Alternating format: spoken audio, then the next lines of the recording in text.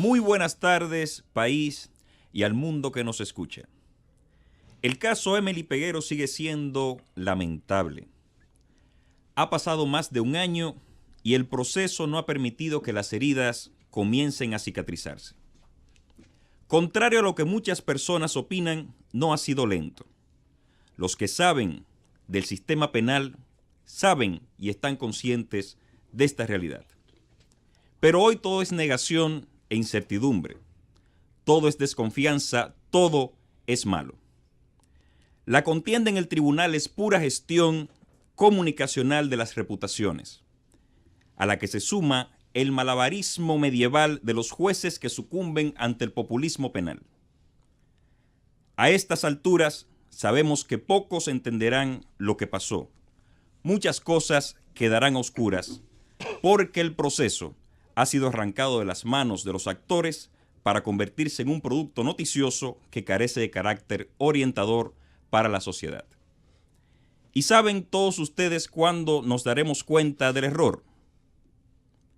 Cuando nos toque.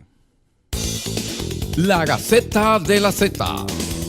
Esta es la Gaceta de la Z, donde la sintonía es legal y legítima. Harold Modesto y este maravilloso equipo de fajadores de la radio con todos ustedes. República Dominicana, siempre, siempre con un contenido social. Y ese es un tema que nos toca analizar. Francisco Manzano les da la bienvenida a este su espacio, la Gaceta de la Z. Buenas tardes, país. Buenas tardes, República Dominicana. Que no nos toque. Don Cándido. Buenas tardes. Ojalá que no le toque a nadie ser juzgado por un sistema de justicia aterrorizado, en que los procesos se están conociendo en la plaza pública y la inspiración de los actores del sistema para quedar bien con la opinión publicada. Les importa un bledo las garantías. Eso no solo está pasando aquí, está pasando en varias partes del mundo. Yo lo voy a dejar hasta ahí porque ese tema me concierne, o estuve como abogado en ese proceso y quiero dejarlo hasta ahí. Pero ojalá que nadie de los que han maldicho a esa señora, ojalá que se estén dando cuenta de que están empujando el sistema de justicia hacia lo incierto y a cualquiera puede tocarle. Ojalá que no les toque estar en manos de un juez asustado o un juez aterrorizado. Un juez corrupto es más predecible que un juez atemorizado, porque el juez corrupto tú le das dinero, no lo estoy aplaudiendo, y tú sabes cómo va a fallar. Tú tienes certidumbre de cómo va a fallar. Ahora un juez aterrorizado, atemorizado, usted no sabe cómo va a decidir. Y lo peor del mundo es usted estar en que su libertad o su vida esté en manos de la incertidumbre. Ojalá que no nos toque y ojalá que los comunicadores que han empeñado la imparcialidad, la objetividad que deben tener en cualquier proceso, no les toque. La República Dominicana ve en el caso de Emely Peguero tres diferentes cosas. El juicio, qué bueno que la sociedad se haya interesado para que vea las falencias, para que vea cómo se desarrolla un juicio y que vea que los niveles de impunidad en ciertas ocasiones cuando se choca con los medios de comunicación y los medios de comunicación abrazan ciertos casos, esos casos pueden continuar y estoy de acuerdo con que ese caso sea conocido bastante rápido, pese a todos los incidentes que se han presentado y todas las cuestiones propias de un juicio normal se han presentado. Ahora, también refleja cómo los medios de comunicación deben de tener también un particular cuidado de no convertir un show mediático, un caso donde la cera a las víctimas, esas dos personas, esas dos familias, ese pueblo, quedó erosionado con la experiencia que ha suscitado el caso Emely. Y también refleja la presión que ejercen los medios de comunicación en los procesos judiciales. Es un claro ejemplo de la presión que se ejerce en esos casos. Y la sentencia no creo que diste mucho de ser una sentencia popular. Yo lo he dicho, lo hemos discutido y vuelvo y lo repito. Los jueces son aquellos funcionarios que dan decisiones impopulares. Son los únicos funcionarios públicos que no están sometidas sus decisiones a un control democrático. Es decir, a que vaya a crear una satisfacción sobre lo que la decisión de lo que la mayoría quisiese, si no están ajustados estrictamente al apego de la ley, al debido proceso de ley. Independientemente de culpabilidades o inocencia, tiene que revertirse de un principio de legalidad muy fuerte para que justifique la decisión dada. El caso Emely refleja todas las debilidades de nuestro sistema y sobre todo que necesitamos más presupuesto para el Poder Judicial. Seguimos discutiendo sobre este y otros temas después de la pausa.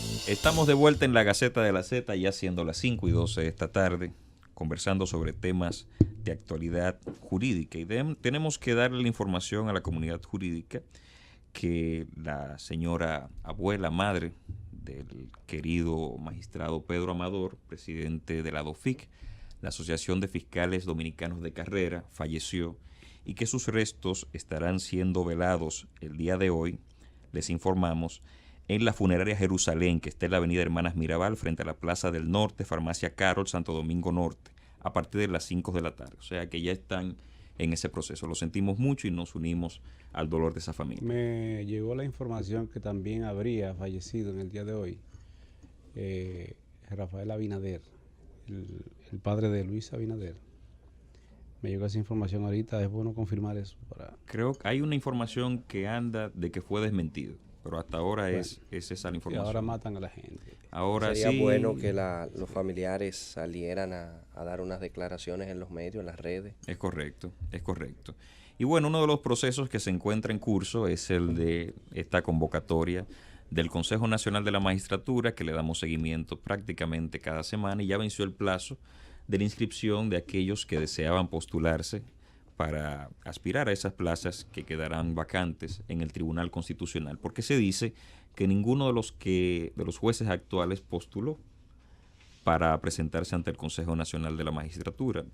No sabemos si es que no será de rigor o si decidieron no hacerlo. Es que hay algunos que no tienen que postular porque su periodo no vence el periodo para 3 y para uno de ellos debe salir por la cuestión de la edad. Por la edad. O sea, son 4 cargos que se habilitan. Me refiero precisamente a esos que ya venció el periodo, que no presentaron las postulaciones según lo que cuentan los medios de comunicación, y un total de 72 postulantes han presentado sus perfiles para evaluarse ante el Consejo Nacional de la Magistratura. Me parece un buen número. Creo que cerró en 100 y algo, 110. 72 es la última información que tienen ya en ese sentido, aunque dice que o se sería extendió, depurado, que ya quedarían 72. es probable. Bueno, sí. También leí que había postulado cerca de 100. Sí, lo cual deja muchos con muchísima calidad. Muchísima. Sobre todo jueces del mismo sistema. Gente con bastante experiencia, con bastante capacidad y bastante calidad. Siguiendo la cuenta cuya Exacto. designación podrían hacerla por evaluación de desempeño, cosa que va a ser difícil con los actuales jueces de la Suprema Corte de Justicia que deben ser evaluados su desempeño, no sé con qué método, con qué regla. Todavía eso está pendiente ahí. Sí. Pero siguiendo las incidencias de las cuentas del Consejo Nacional de la Magistratura, se nota que hay muchos funcionarios judiciales, jueces sobre todo, de todos los grados jurisdiccionales que están aspirando a ser miembros del Tribunal Constitucional. Incluso recuerdo que, bueno, vi la propuesta de uno de los miembros del Consejo del Poder Judicial, el magistrado Tineo, que es representante ante los jueces de paz. Recuerdo haber visto, de los primeros fue el del magistrado Rafael Ciprián, y varios magistrados más, muchos jueces. Aníbal Medrano. Abogados en ejercicio como Pedro Balbuena. Domingo Gil. Correcto. También están Hay mucha gente con calidad presentándose. Veo que precisamente en la cuenta del Consejo Nacional de la Magistratura cierra con 111 candidatos. Sí. Muy bien.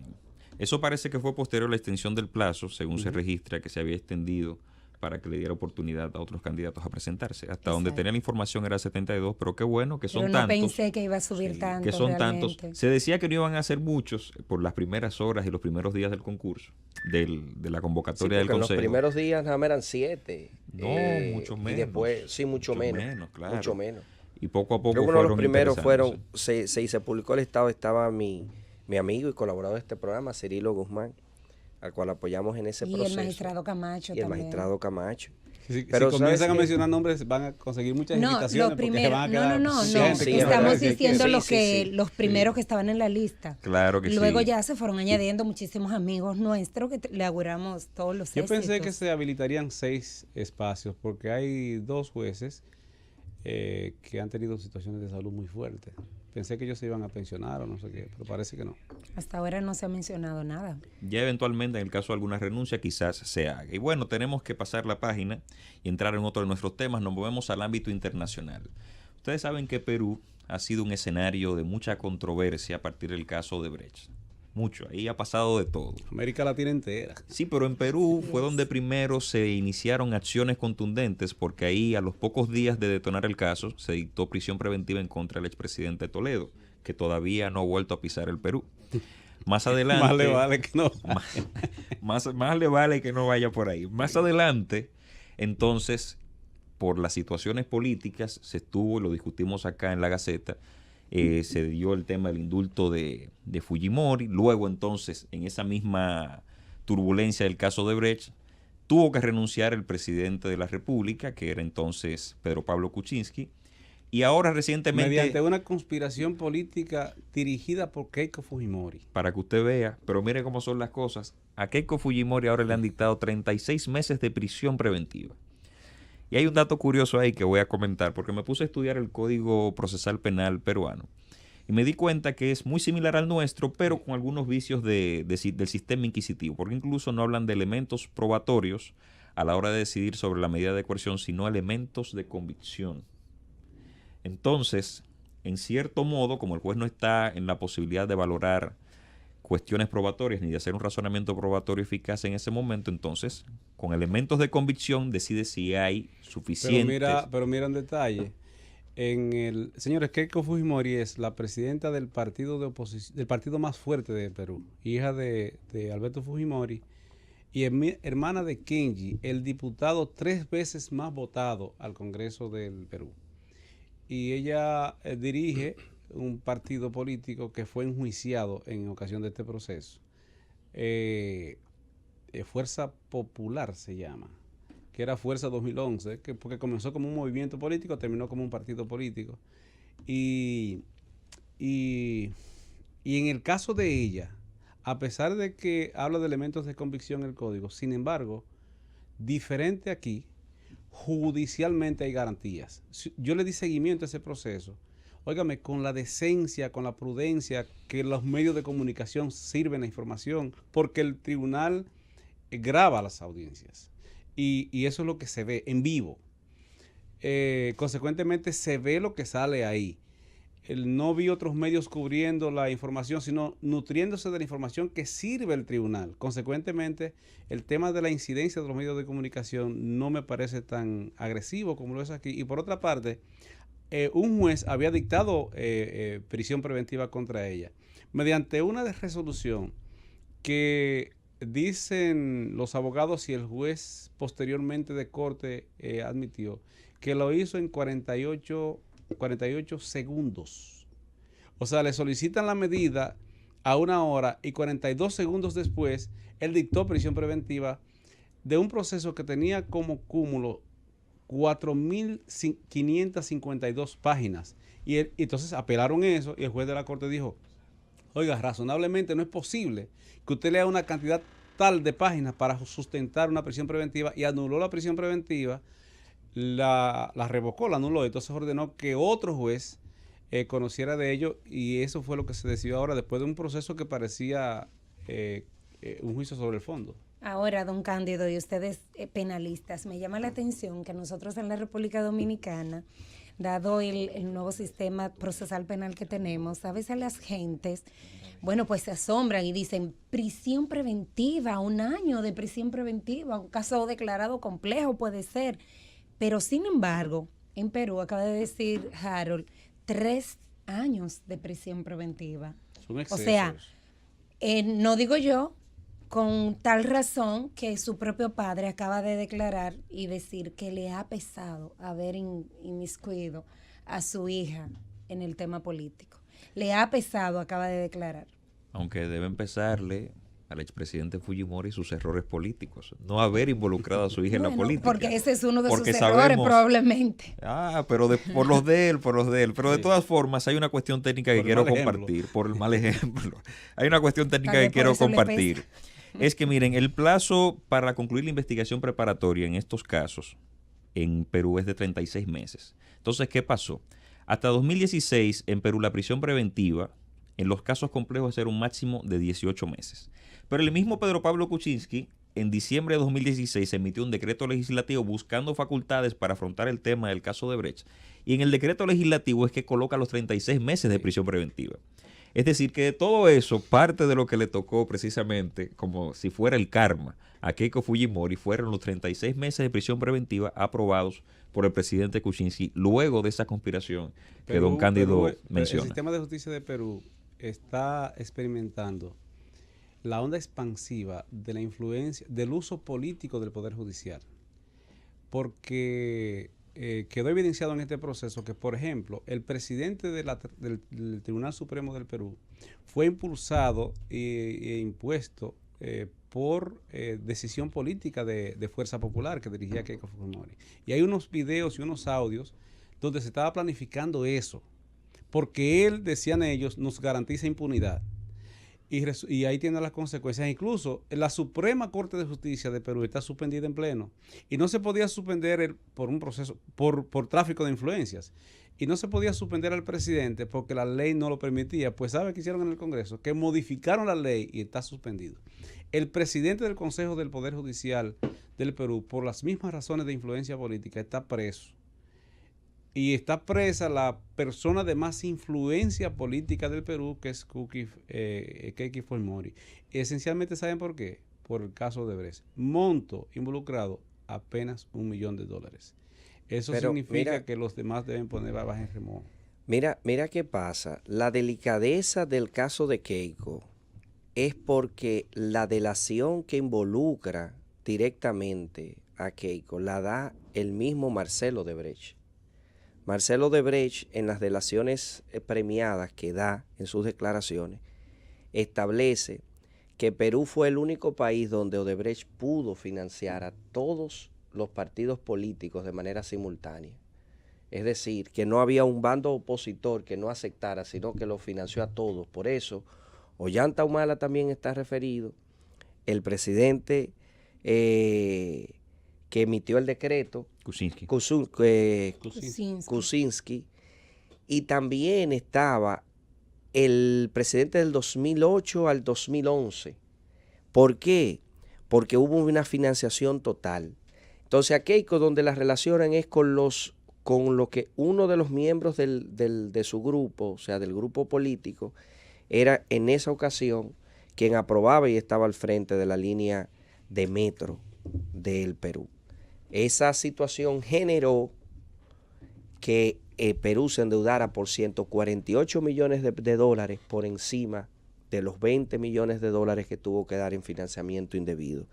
Es una prisión gruesa, es una prisión casi imposible de anular porque las declaraciones vienen del propio Marcelo, que dijo, para concluir en esta parte, que Keiko Fujimori fue a la organización y presentó su programa presidencial que incluía más obras y más cosas. Un diputado del mismo partido que era su mejor amigo, que fue el que sirvió como testigo protegido, que sacó interioridades impresionantes de lo que dice él que se planificó. De manera que ese es el escenario para aquellos que crean que designar jueces conniventes, amigos y allegados les beneficia. A posteriori eso perjudica.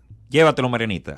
Estamos de vuelta en la Gaceta de la Z y saludamos a nuestros oyentes a través de las redes sociales que nos saludan. Pedro Galvez, Abdías Polanco, Algeni Félix Mejía, Denise Hacklin, gracias por la fiel sintonía. Don Cándido Simón, el decano emérito de la Gaceta de la Z, tiene para ustedes información relevante vinculada al próximo aniversario del Día de la Constitución, ¿no? Mira, pero previo a eso, ¿Tú déjame... sabes quién es Abdías Polanco? Es el hijo tuyo, Doris, ¡Mi es verdad. hijo! Ah, Mira, Ah, pero está ahí. mira, mi hijo está nos está conectado. escuchando. Qué chulo. Mira, previo a eso, déjame, Edwin Félix, que es un colaborador de este programa, acaba de llegar porque mientras transitaba por el área, nos escuchó informar de la real o supuesta muerte del padre de Luis Abinader, y él es muy vinculado y nos dice que tiene una información a ese respecto. Bueno, buenas tardes a todos, este exquisito público de la Z, sobre todo de esta Gaceta.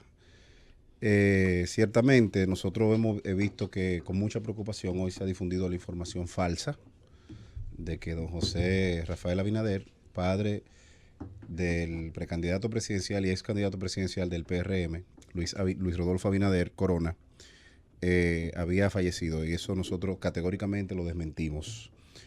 Es cierto que ha tenido algunos achaques de salud, estuvo ingresado, pero su condición es estable y nosotros no... Lo único que vamos a decir es que no es cierta la información. Vamos desde esta tribuna vamos a seguir elevando nuestras oraciones para que su condición de salud siga mejorando. Y nada, básicamente que el pueblo dominicano sepa que el ex senador de la República, un hombre notable del país, todavía, y esperemos esté con nosotros por mucho tiempo. Muchas gracias, Gracias. Edwin, gracias, y esperemos Gracias. que sí, que la salud del doctor Abinader se restablezca. Mira, el próximo lunes la República cumple un año más de existencia, porque se designó el 6 de noviembre como Día de la Constitución Dominicana, y el próximo lunes El martes y lo celebramos bien, lunes. sí, el día 6, porque cambia el tema del horario. Pero de Exacto. todas maneras, el próximo lunes habrá un programa especial en la Z en la mañana, donde vamos a tratar el tema de los orígenes y la dimensión de la Constitución de la República. De entrada, yo tengo una tesis que he venido sustentando, y es que digo que la República nació el 27 de septiembre del año 1844, no por una independencia, sino por la separación de Haití, porque la República Dominicana esta parte de la isla estaba fusionada con la parte oriental, por una decisión de Tratado de Basilea entre Francia y España, que eran los dos países metropolitanos dueños. Francia de aquella parte de la isla, España de este lado. Y hicieron un tratado, un acuerdo de paz, y ahí se convino que España le cedería esta parte de la isla a Francia, que no era Haití en ese momento, sino que Haití estaba representado, era una colonia de Francia, y fueron ellos los que entraron aquí por esa vía. Y que consecuentemente el día 27 de febrero lo que hubo fue una separación. No necesariamente una independencia, es un tema conflictivo, no es un tema pacífico, pero eso vamos a verlo con datos el próximo lunes. Otro detalle importantísimo, que la persona que elevó la bandera el 27 de febrero de ese año fue Francisco de Rosario Sánchez, abogado, el primer defensor público y creo que el primer fiscal del país. Y esa bandera había sido tejida, entre otras, por María Trinidad, su tía. Y ese día, desde el día 27 de febrero hasta el 6 de noviembre de 1844, el país se gobernó con la declaración de los pueblos de la parte este del país, no del este del país, los de San Pedro y esa área y el Ceibo, como algunos han dicho, sino de esta parte del país, que fue una declaración de principios que yo sostengo que fue la base de la Constitución del día 6 de noviembre. Tal vez, y algunos sostenemos que fue la Constitución, se gobernó con esa proclamación de principios del 6 de enero de del 16 de enero de 1844. Y el primer presidente del país fue Francisco de Rosario Sánchez. Usted es sanchista, don Cándido. No, a toda yo- costa. Es sanchista. yo, Siempre. no me vengan con yo estoy simple, yo no. Pregúntale Es si la el que historia. defendió Sánchez no fue el mismo Verdugo que lo... Sí, porque Sí. paradójicamente, de hecho, Francisco de Rosario Sánchez, diferente a otros patriotas, murió peleando en el país. Y se autodefendió también en hizo su su propio autodefensa. juicio. Ese tema vamos a verlo vamos a escucharlo el lunes, pero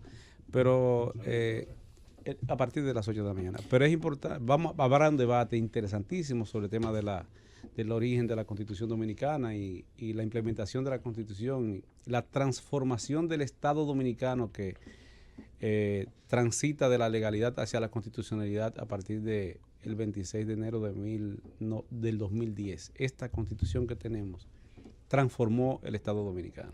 Pasamos a nuestra entrevista de la semana de inmediato. Nos movemos al tema de tránsito y hoy tenemos el placer de recibir acá con nosotros a la honorable magistrada Rosalmi Guerrero, jueza especial de tránsito de San Cristóbal. Hace ya unos pocos días, duró ya 3 años en la función y acumuló una experiencia, sobre todo por estar muy activa en el proceso de la ley 6317. Y ahora se desempeña como jueza para asuntos municipales del Distrito Nacional, y con ella vamos a estar hablando del tema de la función jurisdiccional y el acceso a la justicia en esta materia que tanto preocupa, con ocasión de una encuesta que generamos en la Gaceta de la Z, donde le preguntábamos a los oyentes y seguidores de Twitter si consideraban que los tribunales de tránsito estaban ejerciendo su función de manera eficiente. La mayoría hasta ahora ha contestado que no. Bienvenida, magistrada Rosalmi Guerrero. Muchas gracias por la invitación, de verdad que siempre me siento como en casa y agradecida de que este programa pues toque de manera medular temas que impactan al ciudadano común y que quizás para los actores del sistema pasan desapercibidos cada día. Es así, y ahora entonces creo que de inmediato, entrando en materia, mucha gente no sabe, teníamos expectativa con la ley 6317, pero mucha gente no sabe qué tanto cambiaron las funciones del juez con la entrada en vigor de esa nueva ley de tránsito, y ahí en adelante comenzamos el diálogo sobre el tema. Realmente las funciones del juez, siempre que me hacen esa pregunta, no varían mucho porque el juez está para aplicar la ley que se ha dictado por parte del Poder Legislativo, y su función básicamente es respetar los derechos envueltos y sobre todo permitir que exista acceso a la justicia. Particularmente en esta ocasión yo vengo por una preocupación que he visto en relación a los juzgados especiales de tránsito, específicamente del Distrito Nacional, por dos situaciones, o por lo menos por 2 de las competencias que ejerce el tribunal. Primero, por las impugnaciones o los juicios de contravenciones, y segundo, por las prescripciones. ¿Qué está ocurriendo en la actualidad? Que nosotros, si verificamos la evolución del derecho, nos daremos cuenta que no hay muchos debates en torno a verificar la efectividad del acceso a la justicia, porque quizás el debate o los debates en torno a este derecho fundamental se centran más ya en aspectos de ejecución de sentencias. Es decir, ya no es un tema medular de preocupación el acceder a la justicia, porque es un fundamento de nuestra Constitución en el artículo 69 y además en otros pactos internacionales. Sin embargo, me preocupa que en la actualidad hay una situación grave en cuanto a acceder a la justicia. O sea, ahora en el 2010, con una constitución, con una evolución del derecho que se supone dejó eso resuelto, retrocedemos nueva vez. ¿Qué está ocurriendo? Que por un tema de rigidez en la interpretación normativa y una falta de estructura de los órganos jurisdiccionales, los ciudadanos no están recibiendo respuestas. ¿Por qué hablo de una rigidez en cuanto a la interpretación de la norma? Porque las autoridades encargadas de resolver el tema no están acudiendo ni utilizando las salidas alternas del sistema, en este caso del proceso penal. Y de igual manera, el tribunal no tiene la estructura en la actualidad para dar salida en relación al abarrotamiento que existe en el tribunal. Y les voy a poner un ejemplo de lo que está ocurriendo cada día en el tribunal, que será hipotético, pero que responde estrictamente y casi idénticamente a lo que se vive día a día. Me tocó trabajar hace unos días en tránsito del Distrito Nacional, Y en un momento determinado, suelo hacerlo a veces, me fui a la secretaría del tribunal a hacer unos trabajos. Y digo que me fui a la secretaría porque yo creo que los jueces no deben ser solo jueces de despachos. Cuando usted ejerce su función desde el despacho, usted obvia que hay muchas situaciones prácticas que debe conocer, que los ciudadanos no llegan a donde usted al tribunal y se quedan frente a usted en estrados, usted asumiendo que llegaron ahí por gracia y obra de Dios, sino que tienen que enfrentar una serie de burocracias difíciles de las cuales los jueces tenemos que hacernos sensibles. Me sentaba en la secretaría y el drama para mí fue conmovedor. Y les pongo el ejemplo. Harold Modesto se va en el año 2016 para España a cursar unos estudios. Y resulta que llega ahora en el 2018 y consigue un trabajo. Lo ve en los clasificados del periódico y accede y llama. Y le dicen, bueno, señor, venga a una entrevista, traiga un currículum y traiga una carta, un papel de no antecedentes penales. Que por pues los estudios que usted tiene, es posible que usted sea un buen candidato. Harold va a buscar su papel de no antecedentes penales y cuando lo solicita formalmente le dicen, señor, no podemos emitirlo porque usted tiene unas multas. Harold va y verifica esas multas y se da cuenta que las multas son precisamente del año 2016 cuando él estaba en España. Él dice, bueno, pero es que no hay posibilidad de que me pongan una multa porque mi carro quizás lo tenía un hermano, porque las penas responden a un principio de personalidad. Y entonces Harold dice, bueno, yo no tengo mucho inconveniente porque yo tengo mi pasaporte en donde obviamente se prueba que yo salí en tal fecha y regresé ahora en el 2018. Y resulta que va Harold donde el fiscalizador le dice, magistrado, mire, yo tengo una situación, me aparecen 10 multas, cada una a 1,000 pesos son como 10,000 pesos más o menos, dependiendo del tipo de infracción. Y con la nueva ley son 5,000 y pico. Con la nueva ley. Cada una. Ese es otro asunto aparte, ¿verdad? Pero vamos a partir que sean de 1,000 pesos. Y entonces el fiscalizador le dice, bueno, sí es verdad, usted no estaba, evidentemente no estaba, pero yo no se la voy a quitar. Ahí yo quiero... Vaya al tribunal. Ahí yo quiero que lo dejemos ahí en esa parte porque eso sí me preocupa. Vayamos una pausa y en breve regresemos con más de la Gaceta de la Z. De vuelta en la Gaceta de la Z y por si no se han dado cuenta, a veces aparecen ustedes con multas por infracciones que no cometieron. Y cuando van donde la autoridad a decirle, miren, hay que hacer algo con esta multa porque además prescribieron, nos dice la magistrada Rosalmi Guerrero que algo pasa. Y sigo con mi ejemplo, Harold. Usted llegó donde el fiscalizador y el fiscalizador le dice que vaya al tribunal. Y usted llega al tribunal. Y esto es real. Que vaya donde el juez. Esto es, bueno, al tribunal, a apoderarlo. Y esto es real que lo viví en esta semana. Todos llegan como aquel que está en un desierto y encontró agua, pero de repente no es agua. Era petróleo, y entonces la secretaria del tribunal le dice, sí, identificado con su situación, porque es verdad que usted se ve que no estaba en el país en ese tiempo, yo le voy a fijar audiencias, pero déjeme decirle que las audiencias por contravenciones están para marzo, esto es real, señores, del año próximo, y las multas que están vencidas se están fijando para agosto del año que viene.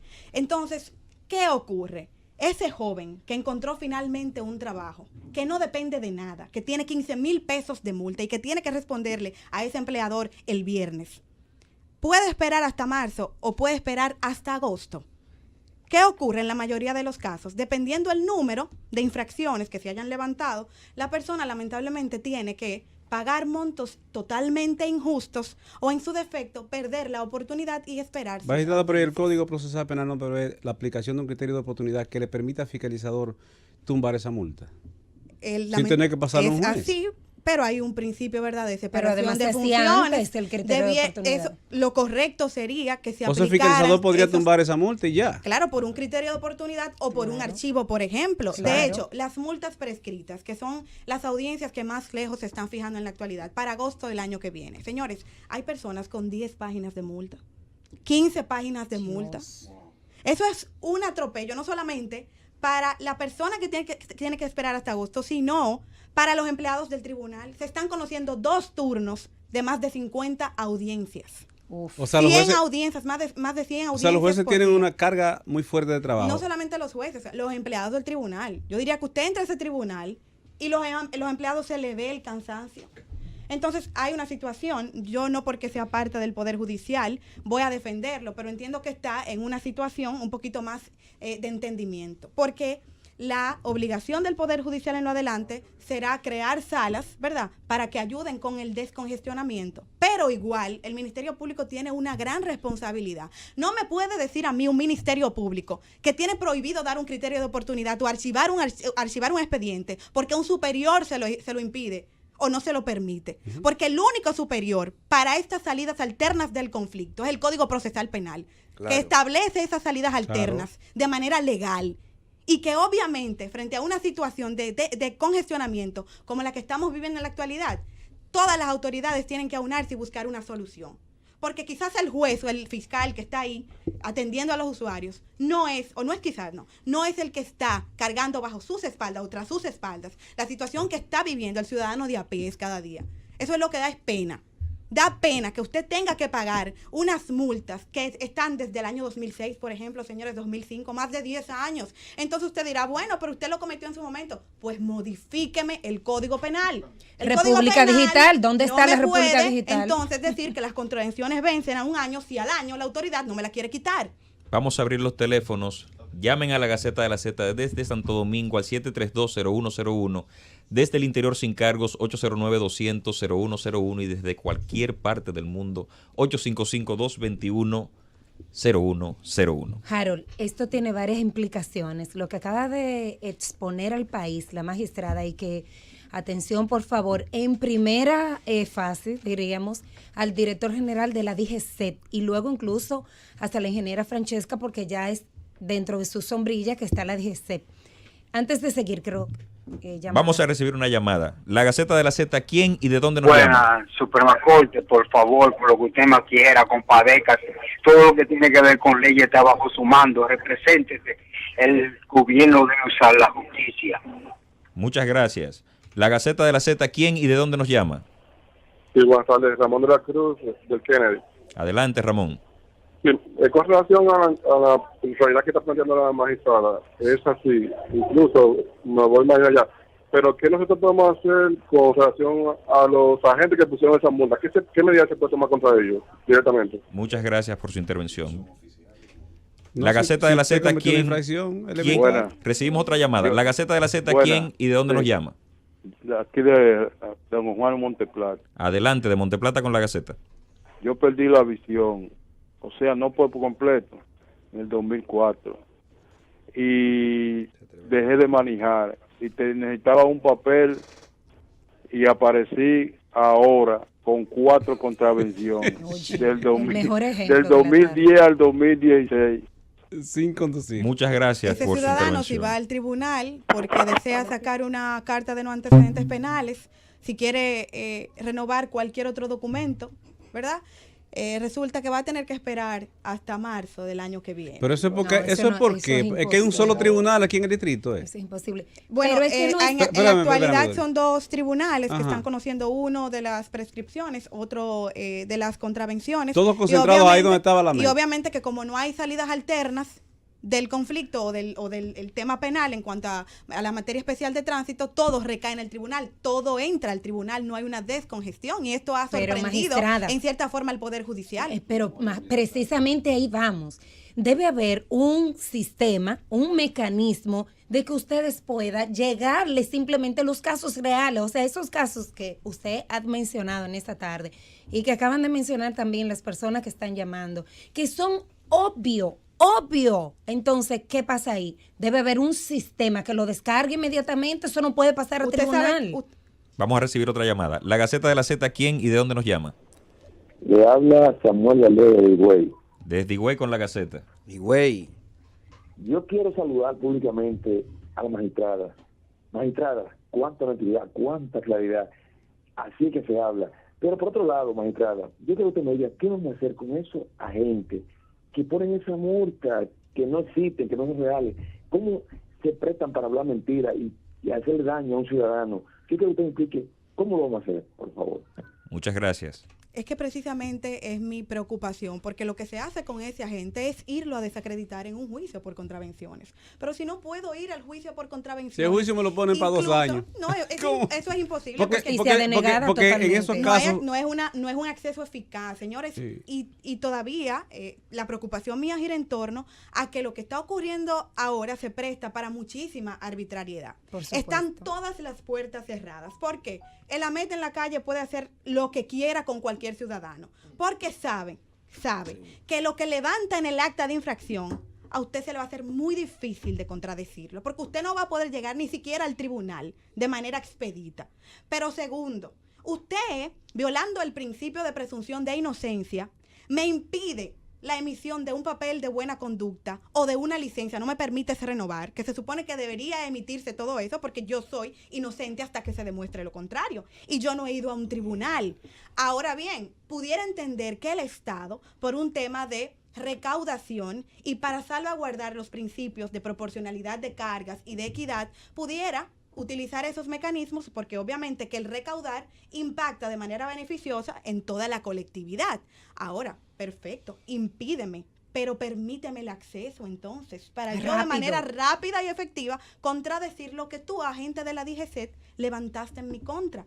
Entonces, no permites que se me emita ningún papel, no me permites ninguna salida alterna del conflicto, pero tampoco se puede acceder al órgano jurisdiccional. Pero hay un artículo de la ley que, como dice uno de los oyentes o varios de los oyentes, ¿qué yo hago para contrarrestar a ese AMET que me ha puesto una multa? Ha de entenderse que la nueva ley trae la figura también de que yo puedo llevar a ese agente de AMET al tribunal. Recibimos otra llamada, la Gaceta de la Z. ¿Quién y de dónde nos llama? Sí, José Castillo, de San Pedro. De San Pedro con la Gaceta, adelante. Mire lo siguiente, esto está estructurado para vulnerarle todos los derechos al ciudadano, es lo primero. Lo segundo es, si aquí se le diera un uso correcto a los recursos, la gente incluso ni fuera a los tribunales pagara la multa, pero son 3 tipos de nominillas que tiene el PLD, de gente cobrando sin dar un golpe. Entonces el ciudadano que se rompe en 4 para llevar sustento a su familia, lo que tiene mucho maltrato por este gobierno que nos dirige. Pasen buena noche. Muchas gracias. El tema de una multa o de 2 multas no presenta tantos inconvenientes, porque a veces uno, por no enfrentarse a las burocracias del sistema, finalmente las paga.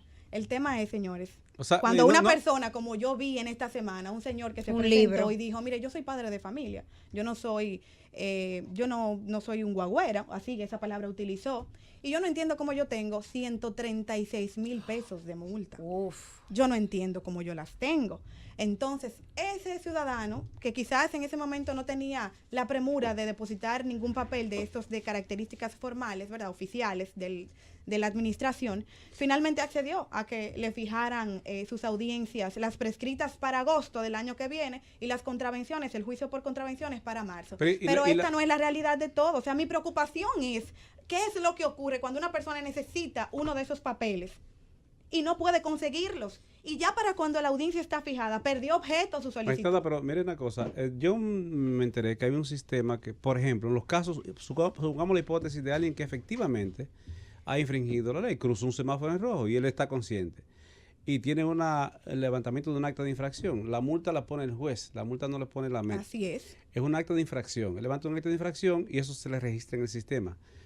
No pueden ir a un banco a pagarla y ya se levanta con eso. ¿Ese mecanismo todavía está vigente? Sí, está vigente. Usted puede pagar la multa, pero por eso decía, si tiene una multa, quizás usted la pague. Pero eso es que tú la reconoces. Si tú la reconoces, pero igual, señores, hay situaciones.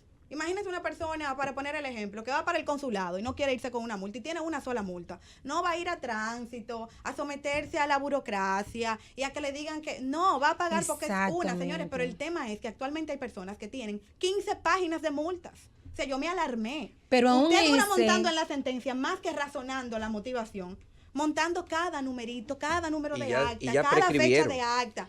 Prescribieron. Magistrada. Señores, yo he visto multas, obviamente, que se impusieron.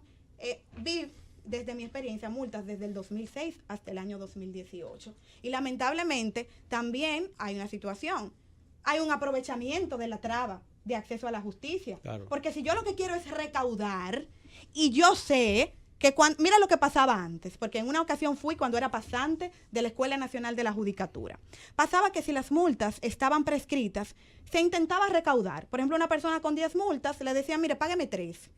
Págueme 3 y entonces las otras yo lo voy a liberar porque están prescritas. Sí. Y si la persona se cerraba, decía, no, yo voy para el tribunal. Exacto. ¿Usted sabe lo que pasaba? El tribunal estaba ahí esperando.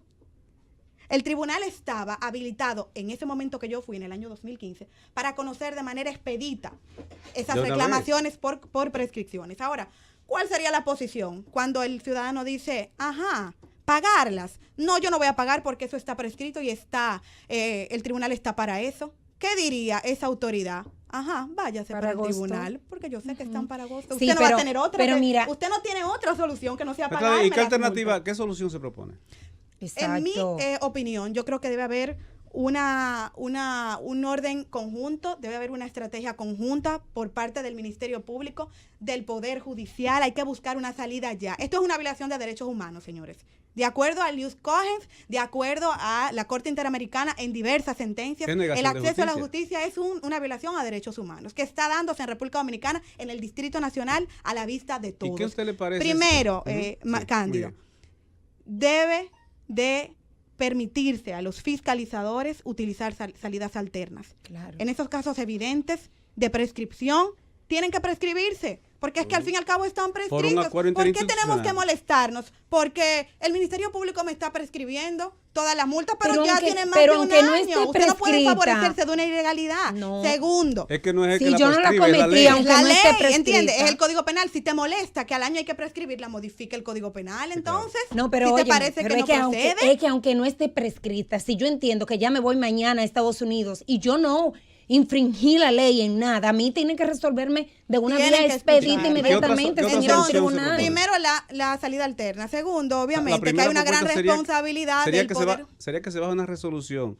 Consejo del Poder Judicial, Consejo del Ministerio Público, para que apliquen soluciones alternativas. Porque los fiscalizadores, si no le dan una orden superior, no lo van a hacer. No, en el caso del Poder Judicial, la responsabilidad tendrá que ser, y sé que el órgano de administración de gobierno, el Consejo del Poder Judicial, debe crear, yo diría que 2 salas, porque el trabajo es demasiado. Salas liquidadoras. Salas, bueno, quizás adscritas a las que están conociendo con jueces y empleados, para que puedan dar salida a todo este cúmulo que hay, porque de repente si se crean esos casos que están para agosto, se van a conocer mucho más rápido. Lo ideal es que usted vaya a tránsito y que usted vaya al tribunal y diga, tengo una multa que no reconozco, y a usted le digan, siéntese ahí que el juez va a subir en 5 minutos. Exacto. Ese es el ideal. Eso y si no es el ideal, por lo menos en 2 días, como mucho. Es una naturaleza compartida como la jurisdicción de atención permanente. Maestro, ¿de qué le parece si se le atribuye esa competencia a los jueces de paz, que están en todos los barrios? Porque aquí en el distrito tú tienes un tribunal de tránsito con 2 salas en un congestionado, un área muy congestionada, en la Quinto Centenario. 1 para el Distrito Nacional, en principio. Pero ¿y si se le atribuyera a cada juez de paz la competencia para conocer de determinadas infracciones de tránsito? ¿No sería un mecanismo de distribución? Doctor, es que la nueva ley pudiera porque lo que pasa, justamente lo que pasa es que Cándido se refiere, porque de hecho la ley dice, por ejemplo, que habrá tribunales de tránsito en los pueblos especiales donde hay juzgados especiales ordinarios, solamente se le da la competencia para conocer de procesos especiales de tránsito. Pero aprovechando en la medida lo de la estructura actual, salas adscritas, jueces que conozcan, además del que está conociendo, que al fin y al cabo se le está acabando la vida, porque es imposible que usted en un día conozca 100 audiencias, turno en la mañana y turno en la tarde. Eso es una locura. Los empleados no saben qué tanto van a montar. O sea, el debilitamiento que se observa ahí da pena en cuanto a esos servidores judiciales. Es preocupante, es una situación preocupante, pero se nos ha acabado el tiempo y eso hay que seguirlo tratando desde acá de la Gaceta para que se resuelva. Así que, queridos oyentes, gracias a todos por la sintonía. Gracias a la magistrada Rosalmi Guerrero por el favor de acompañarnos en el día de hoy. A todos ustedes por la invitación. Y todos ustedes ya saben, el sábado que viene nos vemos y nos escuchamos por acá, por la Gaceta de la Z. Gracias por su sintonía.